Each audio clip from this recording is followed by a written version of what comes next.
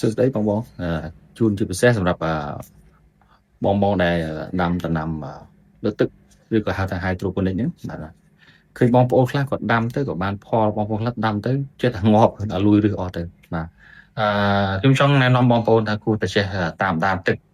ដោយសំខាន់របស់ការដាំដំណាំលើទឹកគឺសំខាន់លើទឹកហ្នឹងឯងបាទកាលណាទឹកវាខ្វះសារជាតិចិញ្ចឹមឬក៏ទឹកដែលមាន pH មិនត្រឹមត្រូវគឺដំណាំហ្នឹងគឺវាមិនអាចលូតលាស់បានទេបាទវាងាប់ហ្នឹងឯងបាទតែចង់ឲ្យបងប្អូនគឺប្រើឧបករណ៍នេះគេថាឧបករណ៍របស់ G ហៅ EC បាទហើយនឹងឧបករណ៍មួយនេះរបស់ pH កាលណា pH ក្នុងកម្រិតមួយដែលត្រឹមត្រូវគឺដំណាំហ្នឹងក៏វាលូតលាស់ល្អដែរវាបើបាន G គ្រប់គ្រាន់កាលណា pH អត់ត្រឹមត្រូវទេបន្លែបងប្អូនមិនអាចស្រូបយកសារជាតិចិញ្ចឹមបានទេបាទដូច្នេះវាបណ្ដាលឲ្យបញ្ហាដល់ឬងាប់តែម្ដងដោយក្នុងការដាំដំណាំទូទៅបងប្អូនត្រូវរក្សា pH វាឲ្យបានពី 5.5 ទៅ 6.8 បាទនៅចន្លោះហ្នឹងគឺល្អហើយកាលណា pH នៅក្រោមហ្នឹងគឺមានបញ្ហាឬក៏លើសពីហ្នឹងគឺមានបញ្ហាដូចគ្នាដូច្នេះយើងគួរតែតាមដានមើលទឹកជាប្រចាំវាស់ pH វាស់ G ហ្នឹងជាប្រចាំ